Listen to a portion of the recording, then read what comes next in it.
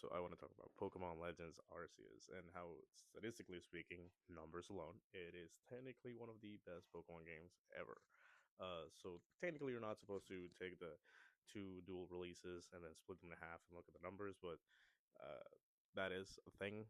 I mean, most people just get the dual releases because sometimes they will offer something nice, like a cute little statue. But Legends Arceus proved that that is not necessary at all. Not only, I'm pretty sure it's almost like more than 14.5 million sales. If you were to take any of the other numbers or any of the other releases and split them in half, Pokemon Legends Arceus will be the best selling Pokemon game in like about 20 years or so. I think Gen 3 or Gen 2, I'm pretty sure it was Gen 2. But yeah, it's one of those things that it's kind of crazy. I don't understand why they took steps back towards dual release by having Scarlet Violet be the case, but I'm glad that Legends CA will be going back to just the one release. This is the first time in years that they've actually taken more than 2 years to release any kind of new Pokemon content. To the extent that for the last like four different releases, I think since Let's Go Eevee and Let's Go Pikachu, every year there has been new Pokemon content, either a full blown game or DLC. To the point that we had Scarlet and Violet and Legends Arceus released on the same year in less than 9 months, and that is insane to me. That with not even I think it was February or January, and then November. It might have been March. I don't know, but like it had like maybe 8 months, and in 8 months, it did something insane. Because the game itself is really enjoyable, to the point that like it really makes you feel like you're in that world of Pokemon, which makes a lot of sense. Because it's really focused on exploration. To take away the whole the gimmick, not the gimmick, but like the formula of gym leaders, Elite Four. It's more akin to like a mystery dungeon, or a spin-off game where you're like you gotta save the world, kind of fix the status quo, things are going haywire. It's basically an isekai, really. If you know what that means, it's just an isekai. You're transported to a new world, or in this case to a different time, and it's up to you to fix everything. And it's actually, I personally love the story. The fights are really entertaining. The boss battles are okay. They're hit or miss. Some of them are really good, some of them are really tedious. But the final extra final boss battle, it's just great.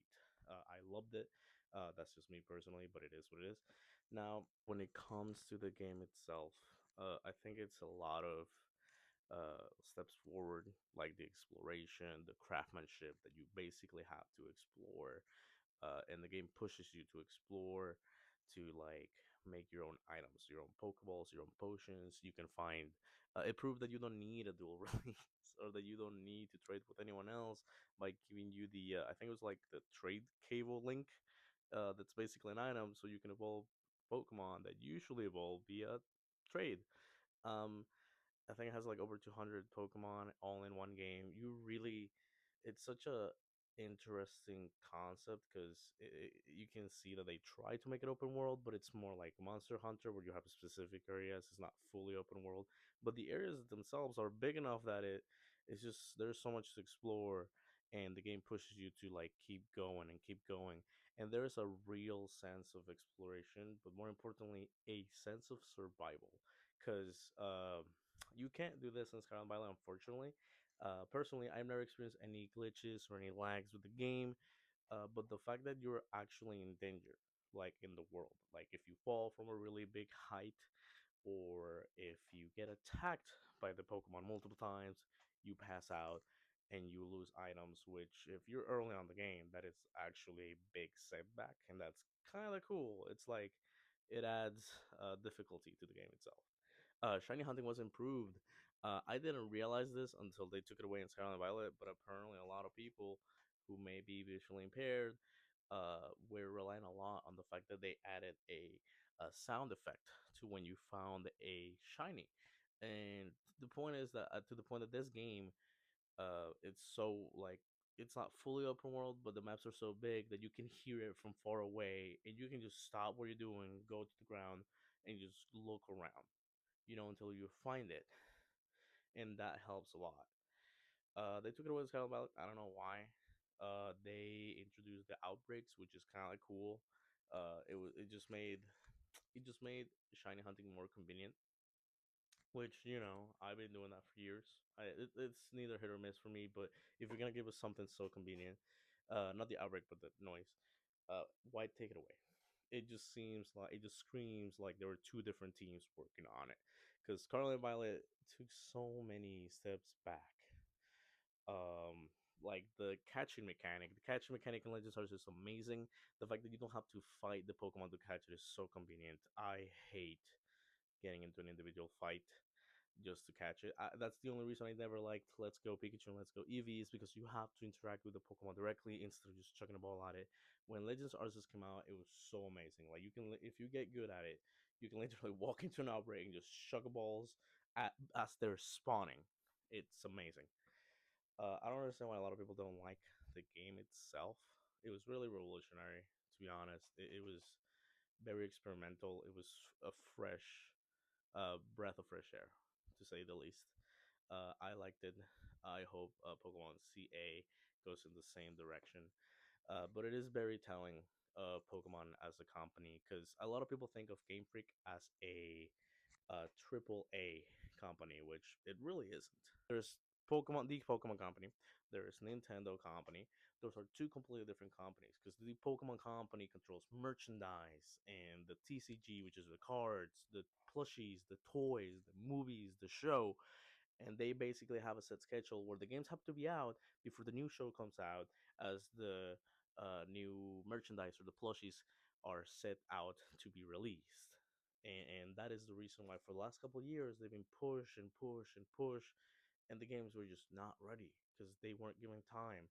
And Game Freak doesn't have any experience outside of, like, on 3D games. They have no experience outside that one game that flopped. It's called The Town or something like that. It looked cute, but the gameplay was just horrendously repetitive.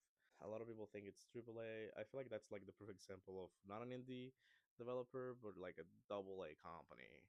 And honestly, outside of the success of Nintendo, like, they just happened to be lucky. The Game Boy was the best selling console at the time, a handheld, so they stuck with Pokemon. They gave them an opportunity and they released it. The Game Boy Advance was the same case, and the Nintendo DS. Like, so far, Pokemon just happened to be released on one of the most successful consoles every single time.